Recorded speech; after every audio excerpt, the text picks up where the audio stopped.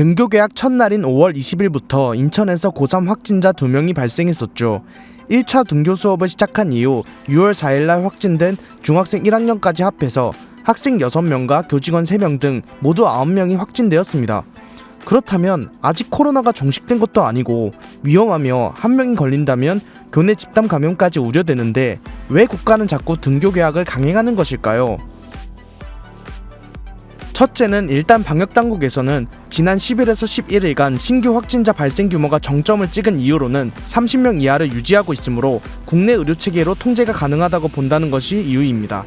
하지만 방역당국이 이 말을 했을 당시엔 신규 확진자 수가 30명 이하였는데 5월 27일에 일어난 쿠팡물류센터의 근무자 감염 등을 중심으로 확진자들이 추가되어서 40명까지 늘어났으며 다시 줄어드는 낌새였다가 부흥회, 기도회, 찬양회 등 수도권 교회들의 각종 소모임 집단 감염으로 35명에서 49명까지 계속 30명 밖으로 확진자들이 늘어나고 있다는 것이 문제이죠.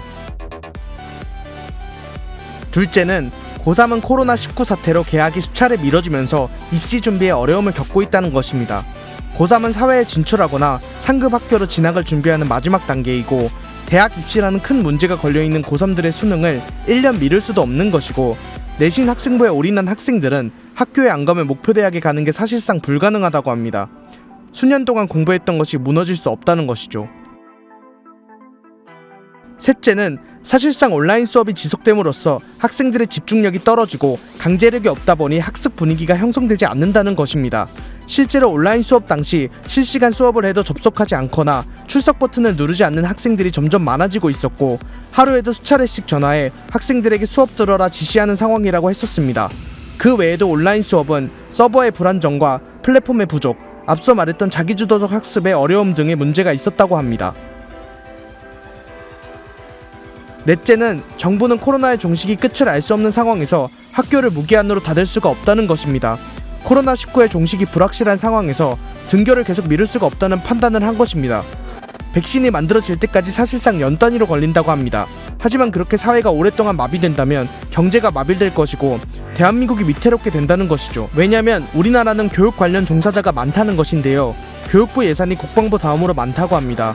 교육부 장관은 부총리라고 할 정도죠. 집행하는 예산의 규모도 크며 관련된 종사자들도 어마어마하게 많다는 거죠. 학교 교사만 있는 게 아니라 교구 관련 업종 종사자, 급식 납품업자, 방과 후 교사 같은 특수직의 고용자, 비정규직 교사 등은 직접적으로 보이는 인원들이고 이 이외에도 인원들이 상당히 많다고 합니다. 학교가 제대로 돌아가지 않으면 이들은 벌이가 할 수 없어 문제가 생기고 사교육 관련 시장도 어마무시하게 크기 때문에 이런 문제들이 해결되지 않으면 경제 성장에 큰 장애가 온다는 것이죠. 이렇게 국가가 학생들의 등교를 강행하는 이유에 대해 알아봤는데요. 아직도 등교 개학에 대한 부모나 학생들의 불안감이 있고 확진자가 나오고 있는 상태이므로 조금 더 안전하고 불안감을 해소할 수 있는 방법들을 내서 걱정 없이 등교할 수 있으면 좋겠습니다. 이슈이슈였습니다.